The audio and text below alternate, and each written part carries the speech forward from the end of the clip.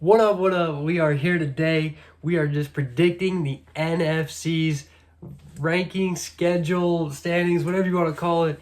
We're going to talk about the whole conference, each team.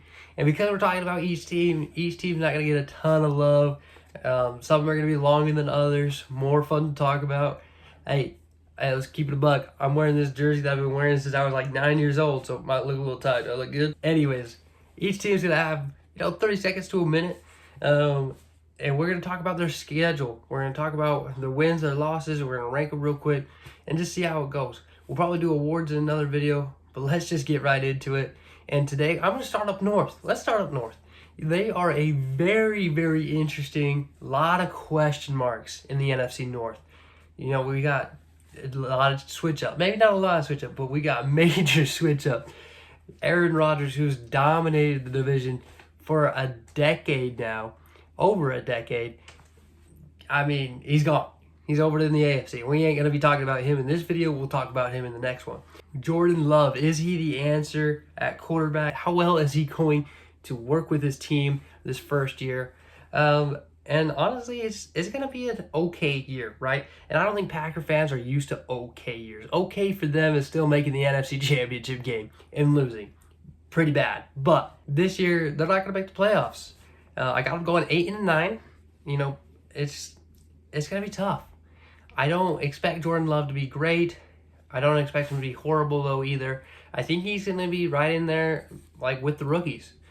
He might be one of the better ones, but, Bryce Young, C.J. Stroud, Anthony Richardson, he'll be right up there with those guys, stat-wise, I think.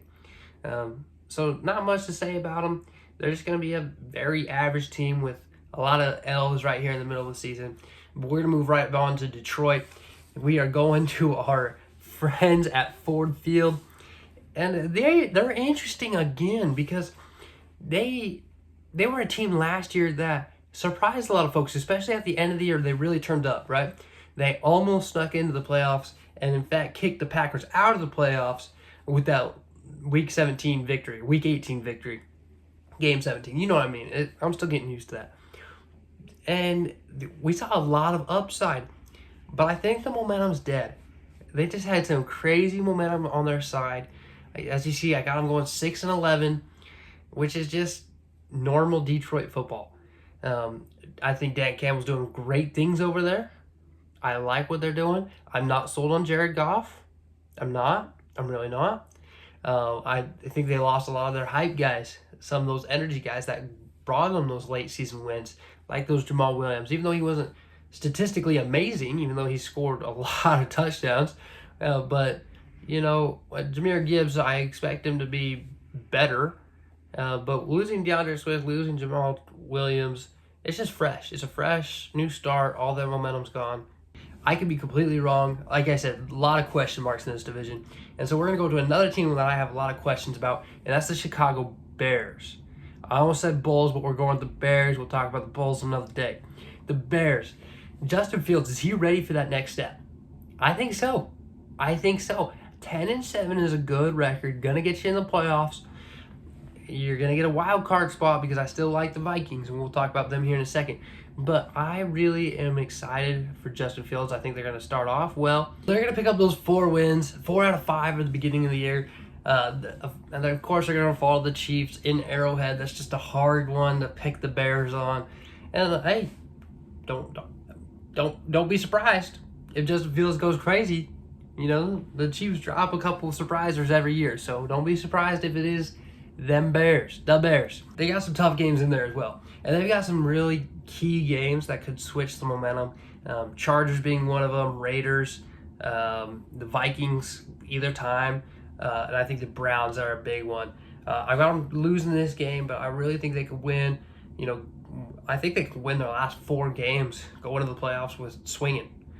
So watch out for the Bears. I'm high on them. I'm high on them this year. Vikings 12-5. That's about what they were last year, if I remember right. And they just didn't, I don't know, there's not enough there to sway me one way or the other.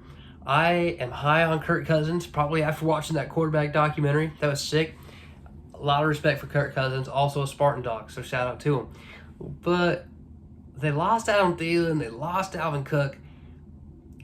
looking at their schedule, I got them still winning 12 games because I don't see them picking up many more losses. I mean, of course they could to KC, right? Like that's a little surprise game I got. But their offense just is worse, not better. Losing Adam Thielen, who may have been losing a step, but still was Adam Thielen, and Dalvin Cook, who is going to be replaced pretty well, but is Dalvin Cook still an elite running back in my mind? A lot of question marks. I expect him to win a playoff game this year, though. Just not going to fight for a conference championship. We'll talk about the Cardinals real quick, just get them out of the way. I mean, if I'm being real, I look at the schedule, I see 2 wins at most. I mean, they could pick up a win against the Texans, maybe, or Pittsburgh. Kyler Murray's out for 4 games, right? So they're going to lose all 4 of those. Because I don't see us beating Washington with either Josh Dobbs or Clayton Tune, who we don't even know who's going to be the starter. I'm so confused. But that's okay. I just don't see wins here, and that is all that there really is to say. I guess fight on, Caleb Williams. The Niners, again, they're a little bit of an interesting situation. The quarterback questions are still there, right? We got Brock Purdy starting. We got Sam Darnold. Traded away Trey Lance. We lost Jimmy Garoppolo. Can Brock Purdy stay healthy? But how about well is he going to bounce? What? But how about well is he Going to bounce back from an elbow injury? Elbow injuries are always tough. And honestly, I think he's still going to take a step up because now he's in that second year. He knows the system. He's taking all the starter reps. He's running with the first team. The chemistry's there. I mean, Brock Purdy's going to be good. He's going to be good. I like, of course, I like this defense. I mean, what's not to like about it? They still got weapons. They still got CMC. They still got Deebo Samuel. They're going to be a better offense this year because Brock Purdy's going to take that step up, because Christian McCaffrey's going to be with the team for a full year. So they're going to know how to balance better Deebo Samuel's attack with Christian McCaffrey. Kyle Shanahan's going to have that figured out now with the whole offseason to prep. They're going to be a dual attack. Of course, Christian McCaffrey's still going to get a load of the offense. I mean, he is probably the best running back in the game, right? And a very good receiving back as well. I think this offense is going to step up. I expect the defense to be great. 13-4. Now the Rams, again, hey, this might be a hot take, but I'm giving it to you anyways. The Rams are going to they're going to have a great season, and they're going to finish second in the division, whereas the Seahawks are going to fall a little bit, miss the playoffs, and go third in the division. Hot take. I like Stafford coming back. I like that offense. I like Cooper Kupp coming back. I like a fully healthy Rams team. I mean, they made the Super Bowl 3 years ago, right? And this team really hasn't changed that much. They still look good. I'm still excited for them. They just had a little bit of a down year. Sure, no doubt. Nobody's going to argue that.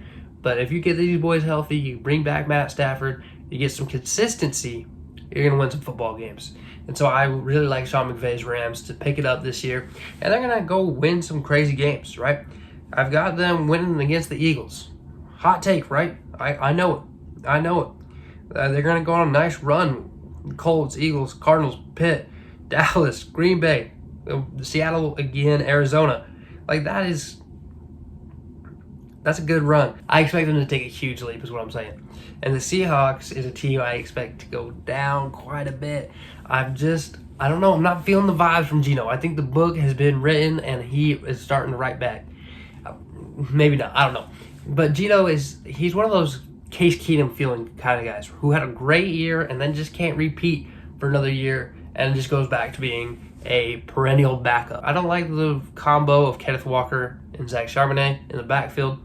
I think they should just lean on Kenneth Walker and just let him eat. But that's me. And the defense is still improving, so that is a bright spot. NFC South, boys. What a horrible division last year, and what a terrible division it's going to be this year.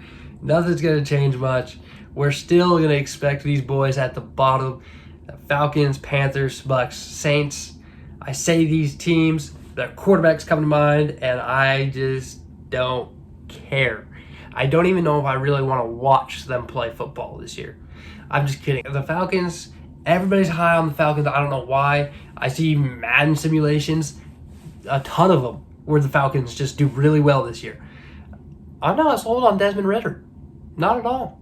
I think No, I don't know what I think. I just am not sold. I think they're going to be good defense. I am also not super high on Bijan Robinson. Their rushing attack wasn't bad last year with Tyler Algier leading the way and Cordell Patterson. So why is it supposed to be so much better by adding Bijan Robinson, a rookie? And don't get me wrong, he was probably the most talented player in the draft, but he just doesn't elevate him that much, right? I think they just need quarterback play, and they don't have it. I'm not high on Desmond Ridder, and hopefully, I hope he proves me wrong. I hope he does. But as far as I can see, 4-13 is generous. Maybe they steal 5 or 6, but I don't see much more than that. Panthers, they are exciting, right? They got Bryce Young, they've got Adam Thielen now, and they could be a decent offense. They got Miles Sanders, so they could be solid. We're not sure what Bryce Young is going to be. We're not sure how good Adam Thielen is anymore. We haven't seen Miles Sanders behind a not as good as the Eagles' offensive line.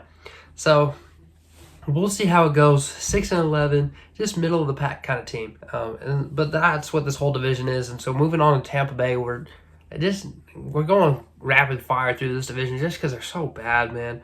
I mean, the Bucks 7-10. Baker's gonna ball out, I think, in the middle of the year. You're gonna pick up some hard losses, but like I said, I think the Bears are gonna be good.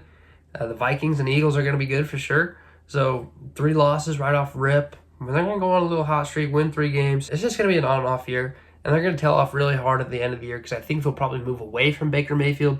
Even if he balls, he's destined to fail because they're going to be looking for their next quarterback in the upcoming draft, whether it be Caleb Williams, whether it be somebody else. I don't know college football well enough to name another name. That's kind of sad. But I'll get better on that one. 7-10. There you go. Just mid, right? Same with the Saints. Saints are going to win this division at below 500, 8-9. Might win the division. Yeah, Derek Carr. Why are we all excited about Derek Carr? He was not good in Las Vegas. I mean, he was okay. But his good years were in Oakland. He hasn't been good in Vegas. With Devontae Adams, so that should have been nuts. But you know what? Let's give him Chris Olave. Maybe Michael Thomas somehow returns from the dead. I'm not sure what's going on with that man. I would love to see him back. This Saints team just a good defense, a solid defense, solid line. But man, I'm not high on Derek Carr. It's not much of an improvement in my eyes. So 8-9 is going to win that division. And we'll move on to a more exciting division with 3 good teams, I think, in the NFC East.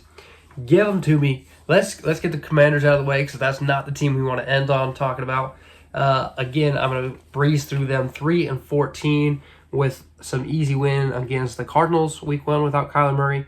I think they'll steal one from the Giants, and I think they will steal one from the Seahawks because, again, I'm not high on the Seahawks. I think that's the game that's really going to prove to the league that the Seahawks aren't legit. Other than that, I don't see any wins here.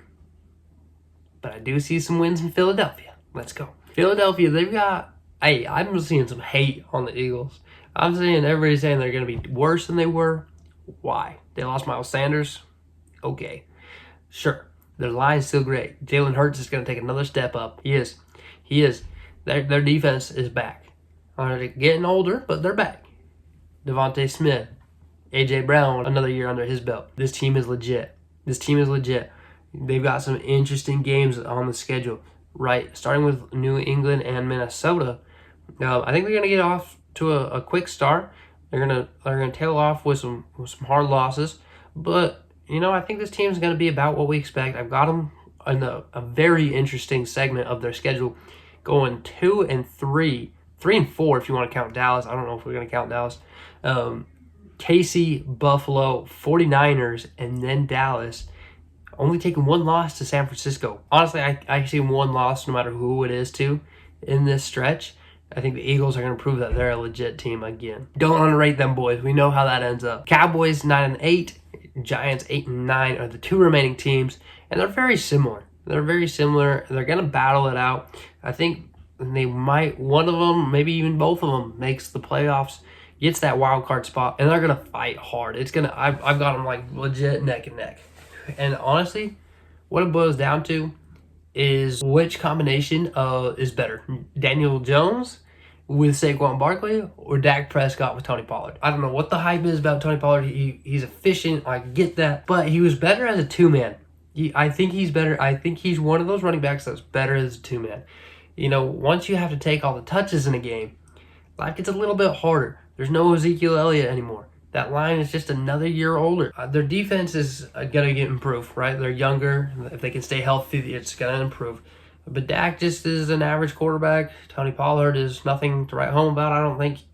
And so 9-8 is good. I can see them being 8-9, flipping with the Giants. The Giants are an interesting team. I think Saquon's going to ball out because he's going to prove himself this year. Go get a big contract, my boy. Honestly, these two teams could go either way. I like what I see from both of them. I think there's a lot of improvement, but I'm really excited about that Giant offense. That says a little bit about their team. I'm excited for Jalen Hyatt. I think he balled out in the preseason, and I think he's going to have a great year. That's my predictions. Of course, we've got the Eagles and the 49ers battling out of the top. Who's going to get that 1 seed? I'm going to lean towards the Niners. I'll give the Eagles the 2, the Vikings the 3. So the Rams are going to be up there. And the Cowboys. Rams, Cowboys, and maybe the Bears slide in. So really excited to see a lot of question marks now. I think it was a crazier offseason than people thought it was. And I'm excited to see how it goes. Thursday night's coming soon. And I would love to give the Lions the dub there, but KC's going to take it. But we'll do more predictions throughout the year. We'll talk about the AFC here soon. Maybe even do an awards video. But that is all for now. I appreciate you watching this far. Sorry if I didn't talk about your team too much. But let's just have a good year. I'm so excited for football, man. How can we not be happy about football?